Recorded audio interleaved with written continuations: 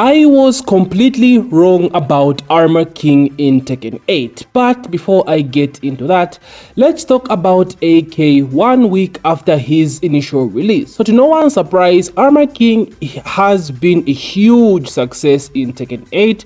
As we can see from ewgf.gg, most popular characters in ranked, Armor King leads the pack at 18% usage stats. Now of course I always have to put a disclaimer, this information is coming from ewgf.gg. These guys always pow a bunch of data, character popularity, win ratio, loss ratio, all that jazz. It's not from Bandai Namco. Just keep that in mind, take it with a grain of salt. But nevertheless, this is what we have to work with as of right now. So AK leads the pack as the most popular character.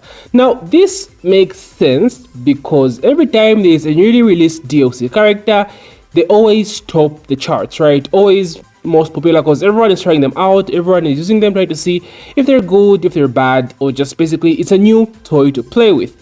However, what stands out about Armor King is the number. 18% is insane. I think he's the highest we've seen so far. I don't quite remember Heihachi's numbers at launch, but I don't think they hit the same number as Armor King.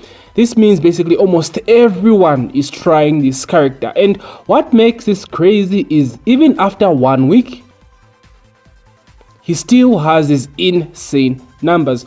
Most of the DLC characters like Anna, Clive, and Lydia, they fell off after 1 week. Most people just dropped them and didn't like them all that much, and they did not keep the top spot as much as Armor King has so far, at least 1 week after his initial release.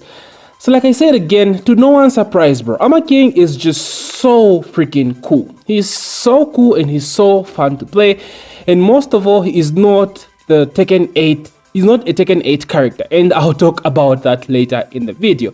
So it's rare seeing a back-to-back W from Bandai Namco on DLC releases, because even FAQ was pretty well received despite the negativity at his announcement, because of course you know how AK's launch was in T7. It was yeah, not many people wanted FAQ back because that man's came OPAF back in T7, so everyone had that PTSD. But now it turned out FAQ is actually the most honest character in this game, in my opinion. He's so fair and balanced. So it seems Bandai Namco have hit the ball in the park with Armor King as well. He's not an insane character. And this brings me back to why I was wrong about Armor King. So let's talk about it. So I was wrong in a sense that he is not as strong as I thought he was initially. Now I did say in my video that it was a day 1, day 2 impression of how strong Armor King is. I did put a disclaimer, like just in case things change in the future. And after having some game time with this character, I think King is the better King of the two, right? Armor King versus King. A King still clears AK. The biggest problem with Armor King is his linearity, bro. This man's tracking has been hella nerfed. Hella nerfed, it's not even funny. Down forward 1 had very good tracking in T7.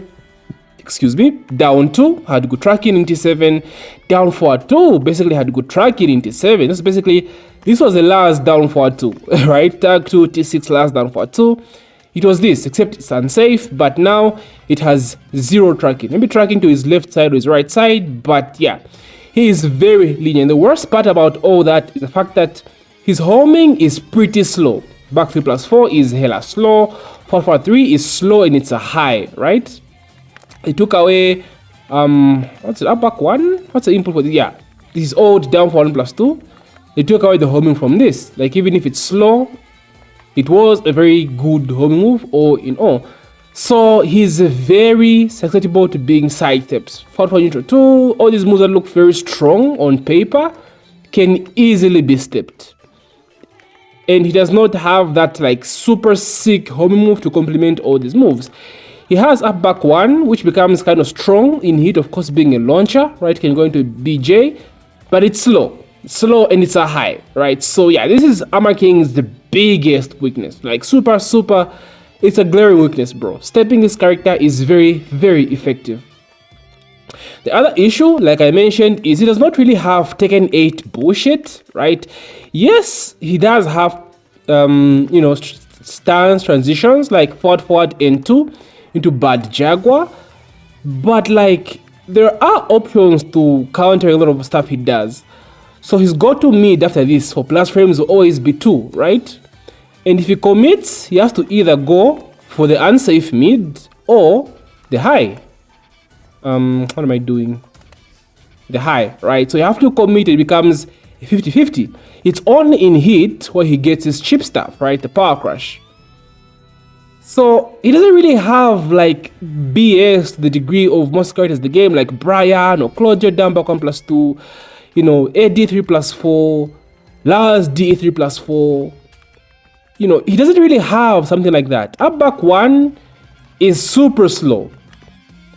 Down back 1-2 can be parried, right? His speed takes out so much of his hit gauge, and it's a high again, you can duck it. He doesn't really have that nonsense BS that most characters have, just like Fuck, right? These two characters, in my opinion, are almost neck and neck. I think Armor King is slightly stronger, but they're almost neck and neck. Maybe, okay, I don't want to speak too soon, but yeah, I don't think Armor King is that strong. The thing that differentiates AK from King is King's down forward 2. That down forward 2 that King has is super fucking broken. Counter hit confirmable. It has very good tracking as well. It's a mid 13 frame. It's strong. It's a very, very strong move, right? King also has the power crush as well. Forward N2. He's just overall the better King. So now, where does this put AK? I don't really make tier lists, but I think I'll make an end of season 2 tier list when Mia is officially revealed. I'll make like a long ass in-depth tier list. But if I would place AK, I would place him in a tier above Fahkumram. Whether A plus is the last tier, I would put Armor King on S, right? If A minus is the last tier, I would put Armor King at A plus. He's strong, but just not as strong as the heavily BS characters in the game, the Lars, the Yoshimitsus, the Bryans, the Claudios, Nina, Anna. He's nowhere near there. Like, he's just nowhere, So that was what I meant when I said I was wrong about my boy. But still, his strength does not affect how I feel about AK. I'm still having so much fun with this character. He's just so fun, stuff like this. The grabs.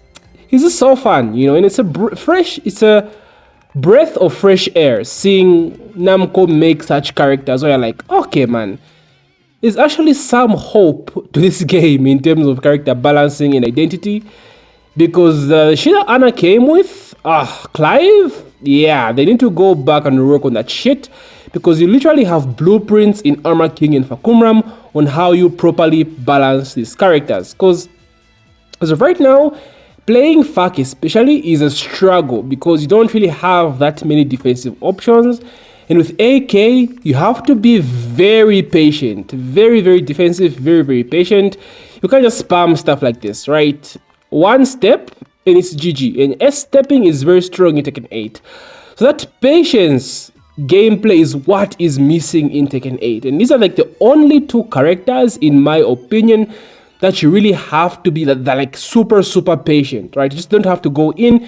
Going in super aggressive actually gets you killed. Especially characters like Fuck, right? You don't have any high crash, any good close range counter 82s. So patience is a virtue with these characters, and the sad part is not many characters follow that rule. If there are any other characters besides these two that require you to be like super patient, right? That's the old school Tekken gameplay, the old school T7 gameplay that Armor King and Fahkumram are still doing in this game, in my opinion. I think even JDCR mentioned that he likes AK, but he feels as though he's still playing a bit of Tekken 7, right? He's not the cheap degree of having moves like Claudio down back 1+2. Like, that move is just insane, right? So that's it with AK, boys. Not as strong as I hoped he would be, but it's a good sign. All we can hope is that Mia also comes the same, although honestly I don't see that happening. But hey, I've been wrong twice with fucking Armor King, so I think maybe Mia will come good as well. If Mia comes good, then maybe the season 3 balance update might actually be something to look forward to. I don't know, man. Fool me 3 times. Shame on me, right? So keep your expectations low and you won't be disappointed, boy. So said Kratos. S3 balance update to fix everyone, make them the same as AK and FAK. We'll see, boys. We'll see. But as of right now, I'm still having fun with AK. Playing a bit of rank with him, still getting used to the character. His combos are still a bit weird to me, getting used to this string as well, you know, so it is fun, having so much fun with him. Boom. Iseru. Yeah, and we'll see, I'll keep making some AK stuff, and hopefully I was wrong and it's secretly top tier, you know, but I don't see that happening. AK is just not as strong as most of the characters are on the roster. Anyway, boys, that's just my take. Let me hear yours. How do you feel about AK in Tekken 8? Do you think he is the better king?